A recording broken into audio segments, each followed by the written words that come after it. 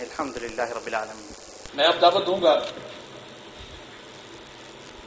نائب امیر جماعت اسلامی ضلع فیصل آباد محترم رانا عبد الوحید خان صاحب کو وہ تشریف لائیں اور اظہار خیال فرمائیں. نائب امیر جماعت اسلامی ضلع فیصل آباد محترم رانا عبد الوحید خان صاحب. بسم اللہ الرحمن الرحیم. الصلاۃ والسلام علی رسول الکریم. انتہائی محترم حافظ عاقب سعید صاحب، محترم حافظ مسعود عالم صاحب، محترم ڈاکٹر محفوظ احمد صاحب، محترم ڈاکٹر زاہد اشرف صاحب، مولانا محترم شریف عثمانی صاحب، محترم پروفیسر خلیل الرحمان صاحب، میرے نہایت ہی محترم بزرگوں، نوجوان دوستوں، واقعات میں آتا ہے کہ نبی مہربان صلی اللہ علیہ وسلم ایک سفر سے تشریف لائے. جب گھر پہنچے تو حضرت فاطمہ رضی اللہ تعالی عنہا نے گھر کا دروازہ کھولا تو دیکھا نبی مہربان صلی اللہ علیہ وسلم کے چہرے پہ تھکاوٹ کے آثار ہیں، گرد و غبار بالوں میں پڑا ہوا ہے، کپڑے پھٹے ہوئے ہیں. تو حضرت فاطمہ رضی اللہ تعالی عنہا نبی صلی اللہ علیہ وسلم کو لے کے بیٹھ گئیں اور سر میں اور جسم کو دبانے لگیں اور سر کو صاف کرنے لگیں. تو آنکھوں میں آنسو آ گئے. حضور نے سمجھا کہ حضرت فاطمہ رضی اللہ تعالی عنہا رو رہی ہیں. پوچھا فاطمہ کیوں رو رہی ہو؟ کہا یا رسول اللہ صلی اللہ علیہ وسلم بیٹی ہوں نا، آپ کی حالت دیکھ کے رونا آ رہا ہے. کہا فاطمہ رویا نہ کر، تیرے باپ پہ اللہ نے بہت بھاری ذمہ داری ڈال دی ہے اور یہ دین وہاں تک پہنچے گا جہاں تک سورج کی کرنیں پہنچتی ہیں. کوئی اس کو عزت کے ساتھ قبول کرے گا، کوئی ذلت کے ساتھ قبول کرے گا. عزت اور ذلت کا معاملہ تو میں آپ پہ چھوڑتا ہوں کہ اس وقت کس نے عزت کے ساتھ قبول کیا، کون ذلت کے ساتھ قبول کرتا ہے. لیکن میرے سامنے وہ حدیث ہے، حضرت عبداللہ بن عمر رضی اللہ تعالی عنہ راوی ہیں، فرماتے ہیں کہ نبی مہربان صلی اللہ علیہ وسلم نے فرمایا میں پناہ مانگتا ہوں اس وقت سے جب میری امت کے اندر یہ 5 برائیاں پیدا ہو جائیں گی تو اس وقت امت مسلمہ کا حال کیا ہوگا. صحابہ نے پوچھا یا رسول اللہ صلی اللہ علیہ وسلم وہ کون سی برائیاں ہیں؟ نبی مہربان صلی اللہ علیہ وسلم نے فرمایا کہ جب میری امت میں زنا عام ہو جائے گا تو امت کو بیماریاں ایسی لگ جائیں گی جو پہلی امتوں کو نہیں تھی. اس وقت حالت آپ کے سامنے ہے. پھر فرمایا کہ جب لوگ میری امت میں ناپ تول میں کمی شروع کر دیں گے وہاں قحط پڑ جائے گا. میرے دوستوں میں گاؤں کا رہنے والا ہوں. جب میں 15-20 سال کی عمر کا تھا تو گندم 30-40 من کے قریب 25 من قریب فی ایکڑ ہوا کرتی تھی اور اس وقت 50-60 بلکہ پچھلے سال 70 سے 80 من تک ہوئی ہے. لیکن لوگ آٹے کے لیے قطاروں کے اندر لگے ہوئے ہیں اور خودکشیوں پر مجبور ہیں. ہماری گنے کی فصل 1000 سے 1500 من تک ہوتی ہے لیکن چینی پھر بھی غریب آدمی کی پہنچ سے بہت دور ہے. اس دعوت نامے پہ لکھا ہوا کرپشن، فحاشی ورانی کا سیلاب، عوام بدحال، سعودی معیشت، درون حملوں کا امریکی عذاب. تیسرا نبی صلی اللہ علیہ وسلم نے فرمایا جب لوگ زکوٰۃ سے انکار کر دیں گے، مسلمان زکوٰۃ نہیں دیں گے اپنے مال کی تو وہاں بارش نہیں ہوگی اگر پرندے نہ ہوں. یہ روز میں دیکھتا ہوں اتنی بھاری بھرکم بادل آتے ہیں ہمارے علاقے سے گزر کر چلے جاتے ہیں. چوتھا آپ نے فرمایا جب لوگ میرے حکم کی خلاف ورزی شروع کر دیں گے اعلانیہ تو ذہنی اور جسمانی غلام ہو جائیں گے. اور اس وقت پوری امت مسلمہ غلام ہے. امت مسلمہ کی 66,70,000 فوج ہے اور سب فوجوں کے جرنیل عیسائیوں اور یہودیوں کے غلام ہیں. مسلمانوں کا ہر بچہ خصوصاً پاکستان کا 27,000 روپے کا مقروض ہے. اور یہ ہمارے حکمران جن کی کرپشن کے چرچے زبان زدے عام ہیں، اور یہ ہماری بیوروکریسی، ہماری فوج کے جرنیل جس وقت جب اب یہ کہتے ہیں نا کہ ہم ملکی سالمیت کا تحفظ کریں گے، تو میں کہتا ہوں کوئی لیڈر تو ہو جو بیان دے کہ یہ ڈرون حملے آپ کے بیانات کی منہ چڑھا رہے ہیں کہ ہماری امت مسلمہ کے، ہمارے بھائیوں کے، ہماری بہنوں کے چیتڑے اڑ رہے ہیں، اور جرنیل بیان دیتے ہیں کہ جناب ہم ملکی سالمیت کا تحفظ کریں گے. کوئی تحفظ نہیں کرتا. یہ کمشنر اور اے سی اور ڈی سی اور ڈی آئی جی، یہ بڑے بڑے ہاؤسز میں رہنے والے، یہ برملا اعلان کرتے ہیں کہ اس ملک میں جناب عادلانہ نظام قائم کریں گے، قوم کا تحفظ کریں گے. میں نے پڑھا ہے کہ سرگودا کے کمشنر کا گھر 104 کنال میں ہے. 104 کنال میں 104 کنال میں سرگودا کا کمشنر رہتا ہے، اور یہاں لوگ قرضوں کی وجہ سے، روٹی نہ ملنے کی وجہ سے خودکشیاں کر رہے ہیں اپنے بچوں کو ساتھ لے کر. حضور نے فرمایا جو لوگ میرے حکم کی خلاف ورزی شروع کر دیں گے ذہنی اور جسمانی غلام ہو جائیں گے. 5واں اللہ کے نبی صلی اللہ علیہ وسلم نے فرمایا کہ اس وقت کا بادشاہ جب انصاف کے مطابق حکمرانی نہیں کرے گا تو لوگوں کے اندر آپس کے اندر دشمنیاں پیدا ہو جائیں گی جو سال ہر سال جاری رہیں گی. اس وقت پاکستان کے معاشرے کا حالات دیکھ لیں. ڈنمارک عیسائیوں کا ملک ہے، وہاں کی جیلیں پاکستان کے اچھے ریسٹورنٹ جیسی ہیں. یہ سروے میں آیا کہ پچھلے تقریباً 1-2 سال کے اندر صرف 1 قتل ہوا ہے وہاں، اور یہاں ملک پاکستان میں روزانہ کتنے قتل ہوتے ہیں جو اخبارات میں آتے ہیں، ٹی وی میں آتے ہیں، وہ ہمیں پتہ چلتا ہے. اور لوگ ہیں کہ تھانے کچہری کے اندر ایک دوسرے کے دشمن. لیکن اس سب کے باوجود میرے دوستوں بزرگوں، ہم نے کبھی سوچا کہ ہم یہ تو دعویٰ کرتے ہیں کہ اللہ کے نبی صلی اللہ علیہ وسلم کی ایک سنت کو زندہ کرنے کے لیے ہمیں کتنا ثواب ملتا ہے. سب سوچتے ہیں. میں سمجھتا ہوں کہ اس وقت ہر سنت نبی صلی اللہ علیہ وسلم کی پوری امت مسلمہ کے اندر، پوری دنیا کے اندر ساری سنتیں کسی نہ کسی حوالے سے زندہ ہیں. لیکن ایک سنت مجھے کہیں نظر نہیں آتی. علماء دین بیٹھے ہیں، پروفیسر صاحب، محترم حافظ صاحب نے بہت سے ملکوں کا دورہ کیا ہوگا. وہ ہے نبی صلی اللہ علیہ وسلم کی عدل کی سنت. اور اس وقت عدل کی سنت کہیں نظر نہیں آتی، جس وجہ سے امت مسلمہ ذہنی اور جسمانی طور پہ غلام. اور اس سنت کو زندہ کرنے کے لیے ہمیں میدان عمل میں کھڑا ہونا ہوگا. مدینہ کے اندر نبی صلی اللہ علیہ وسلم کی قیادت میں صحابہ نے ہجرت کی تو مدینہ دنیا کے لیے احترام اور عزت کی جگہ بن گیا.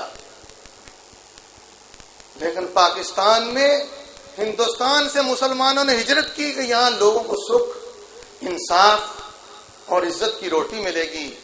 لیکن یہاں انگریز کے تربیت یافتہ لوگ مسلط ہو گئے، جس وجہ سے امت مسلمہ اور خصوصاً پاکستان کے اندر اس وقت پوری دنیا کے اندر ہماری رسوائی اور ذلت ہو رہی ہے.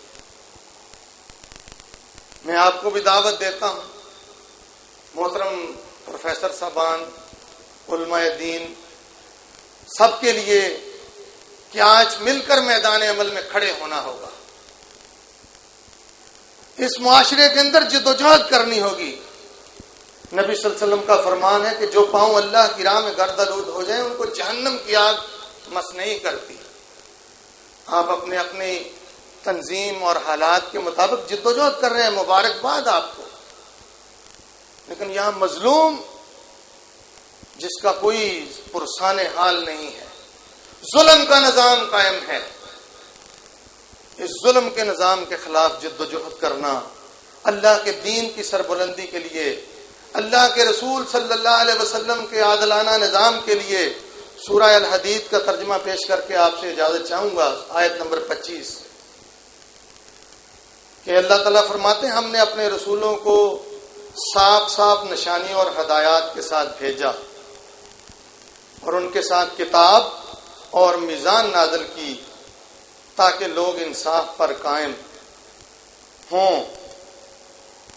اور لوہا اتارا جس میں بڑا زور ہے اور لوگوں کے لیے منافع ہے، یہ اس لیے کہ اللہ کو معلوم ہو جائے کہ اس کو دیکھے بغیر اس کے اور اس کے رسولوں کی کون مدد کرتا ہے. یقیناً اللہ بڑی قوت والا اور زبردست ہے.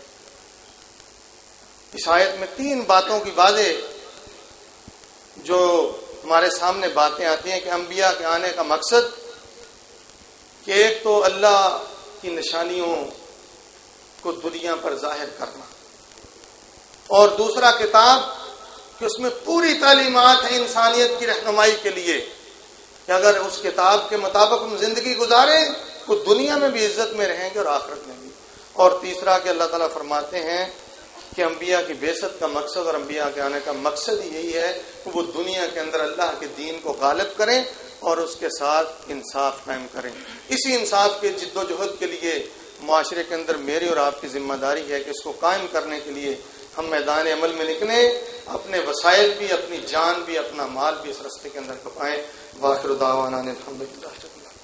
میں اب اظہار خیال کے لیے دعوت دوں گا پروفیسر خلیل الرحمان صاحب کو، جو نائب ناظم اعلیٰ تنظیم اسلامی پاکستان وسطی زون اس کے نائب ناظم اعلیٰ ہیں. وہ آپ کے سامنے تشریف لائیں اور اظہار خیال فرمائیں.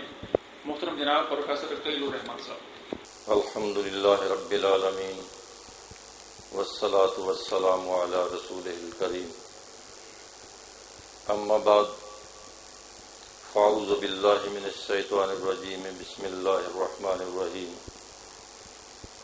قال اللہ تبارک و تعالی هو الذی ارسل رسولہ بالہدی ودین الحق لِيُظْهِرَهُ عَلَى الدِّينِ كُلِّهِ وَلَوْ كَرِهَ الْمُشْرِكُونَ. هُوَ الَّذِي أَرْسَلَ رَسُولَهُ بِالْهُدَى وَدِينِ الْحَقِّ لِيُظْهِرَهُ عَلَى الدِّينِ كُلِّهِ وَكَفَى بِاللَّهِ شَهِيدًا. وقال الله تبارك وتعالى لَقَدْ كَانَ لَكُمْ فِي رَسُولِ اللَّهِ أُسْوَةٌ حَسَنَةٌ. وقال اللہ تبارک و تعالی وانتم العالون ان کنتم مؤمنین. محترم و مکرم امیر تنظیم اسلامی جناب حافظ عاقب سعید صاحب، معزز سامعین اور حاضرین، ابھی آپ کے سامنے پاکستان کا مقدر قرآن و سنت کا عادلانہ نظام، اس کے حوالے سے یہاں پہ گفتگو کی گئی. اس میں کوئی شک نہیں، آج اس ملک پاکستان کا ہر شہری، ہر مسلمان جو کسی قدر سنجیدہ ہے موجودہ حالات کے حوالے سے، وہ بہت ہی پریشان ہے. اس ملک پاکستان کے حالات انتہائی تشویشناک ہیں. ہم دیکھتے ہیں کہ لوٹ کھسوٹ ہے، مہنگائی ہے، دہشت گردی ہے، ظلم ہے، ناانصافی ہے. ان حالات کو دیکھتے ہوئے یہ کہا جا سکتا ہے کہ اگر یہی حالات اسی طرح سے چلتے رہے تو نہ صرف ملک کا استحکام بلکہ اس کی بقا بھی خطرے میں ہے.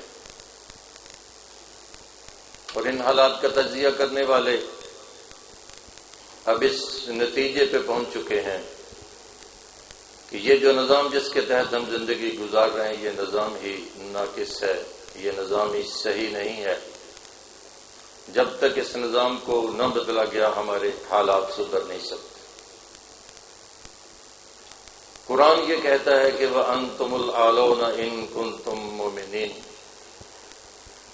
اگر تم مومن ہوئے تو تم ہی سر بلند ہوگے، تم ہی غالب ہوگے۔ لیکن آج ہماری کیفیت بالکل اس کے برعکس ہے، ہم غالب نہیں بلکہ مغلوب ہیں۔ ہمارے ایجنڈے باہر تیار ہوتے ہیں، ہمارے بارے میں فیصلے کہیں دشمن ہمارے کرتے ہیں، ہماری اپنی کوئی حیثیت کوئی سے نہیں ہے۔ تو معلوم یہ ہوتا ہے کہ یہ جو اللہ تعالیٰ نے بات فرمائی ہے قرآن حکیم کے اندر کہ اگر تم مومن ہوئے تو غلبہ تمہارا ہی ہوگا، ہمیں پھر غور کرنا ہوگا۔ آج ہم کلمہ تو پڑھتے ہیں، اپنے آپ کو مومن تو کہتے ہیں، لیکن حقیقی ایمان ہمارے دلوں میں موجود نہیں ہے، بلکہ اسے یوں کہنا چاہیے کہ اب ہم منافقت کے مرض میں مبتلا ہو چکے ہیں۔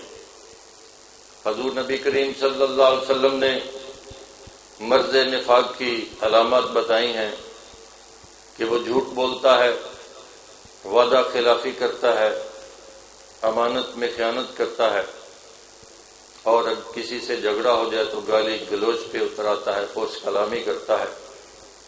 ذرا غور کر لیجئے کہ کیا یہ علامات آج ہم میں موجود نہیں؟ یہ ملک پاکستان اسلام کے نام پر وجود میں آیا، ہم جانتے ہیں، یہ بات تاریخ کے اندر موجود ہے کہ اس وقت اس تحریک میں جو اصل نعرہ تھا وہ یہی تھا کہ پاکستان کا مطلب کیا؟ لا الہ الا اللہ۔ اور لوگ اس انتظار میں تھے کہ ملک پاکستان وجود میں آئے گا، امن اور سکون ہوگا، عدل اور انصاف ہوگا، اللہ کے احکامات کے مطابق ہم زندگی گزاریں گے، ہماری انفرادی زندگی میں اور اجتماعی زندگی میں اللہ کے احکامات نافذ ہوں گے۔ اور ہم نے اللہ سے یہ وعدہ کیا کہ اے مالک پروردگار، ہم ایک ایسا خطہ عطا کر دے جس میں ہم اسلام کو نافذ کر سکیں، جس میں تیرے احکامات کو نافذ کر سکیں۔ لیکن ابھی یہ معاملہ آپ دیکھیے، پاکستان کو وجود میں آئے ہوئے ایک عرصہ ہو گیا، 63 برس ہو گئے ہیں، کیا ہم نے وہ وعدہ پورا کیا؟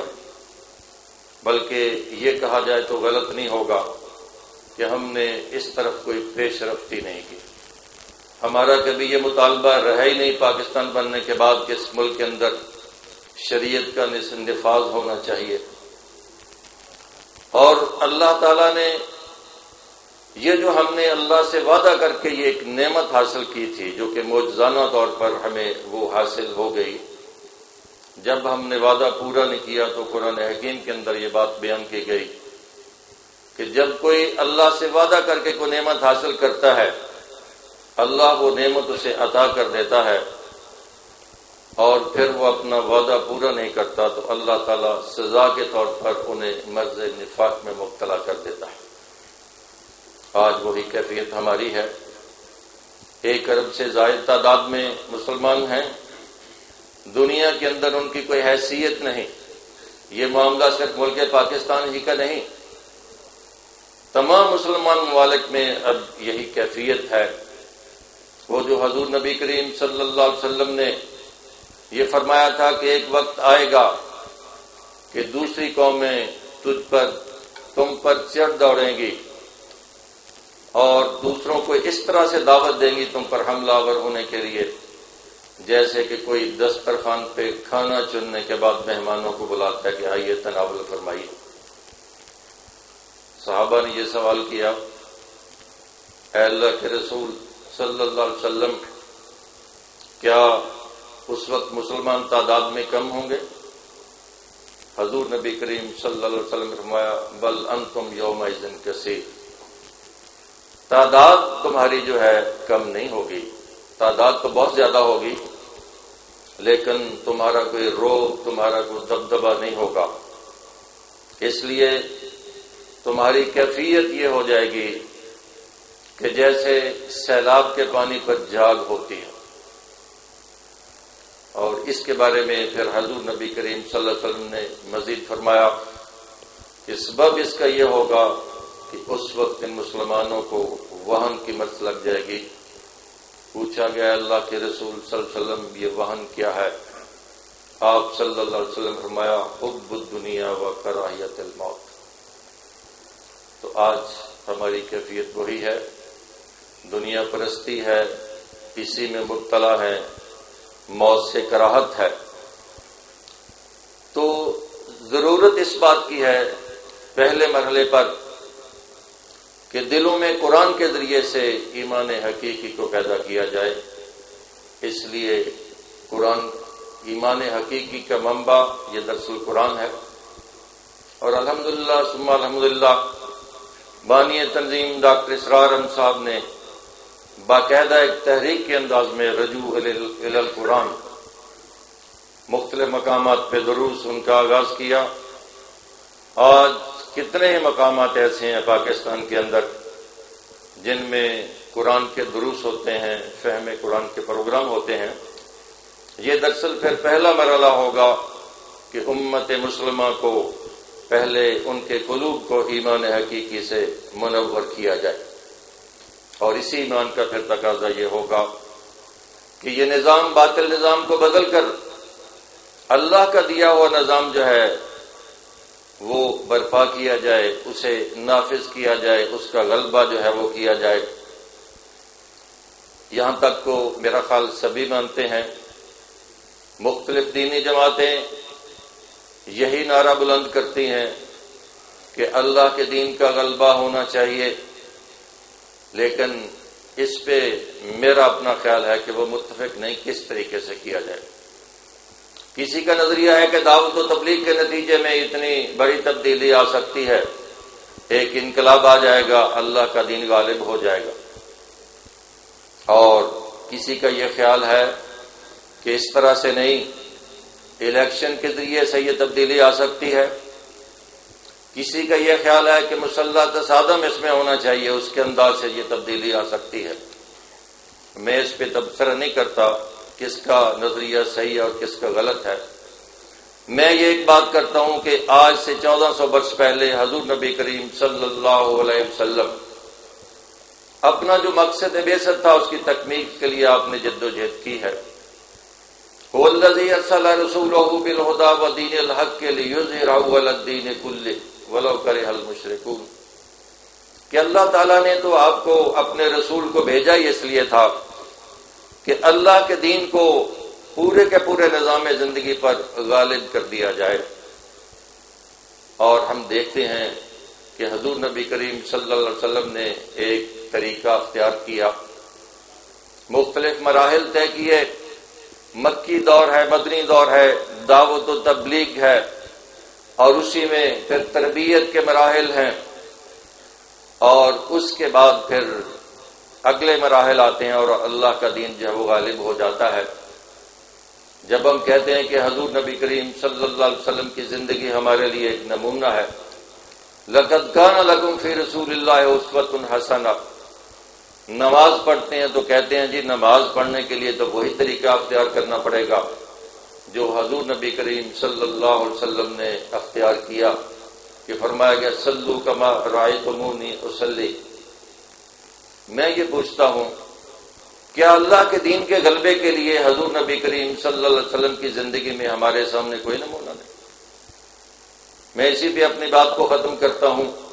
آج ضرورت اس بات کی ہے کہ تمام دینی جماعتیں متحد ہو جائیں اور اس پہ غور و فکر کریں، اور اللہ کے رسول کی زندگی میں جو طریقہ آپ نے اختیار کیا اللہ کے دین کے غلبے کے لیے، اسلامی انقلاب کے لیے، کیا اس طریقہ کار کو آج ہم اختیار نہیں کر سکتے؟ غور و فکر کا مقام ہے. اور میں یہ کہوں گا اسی میں ہماری بقا ہے، اسی میں ہمارے ملک کا استحکام ہے، اور اسی میں پھر یہ ہے کہ ہماری دنیا کے اندر ہمارے لیے آسانیاں اور آخرت میں ہمارے لیے نجات ہے. اللہ تعالیٰ مجھے بھی توفیق عطا فرمائے کہ اللہ کے دین کے غلبے کے لیے میں جدوجہد کروں، اپنی جان اور اپنے مال کو لگاؤں اور کھپاؤں، اور آپ کو بھی اس کی توفیق عطا فرمائے۔ وآخر دعوانا الحمد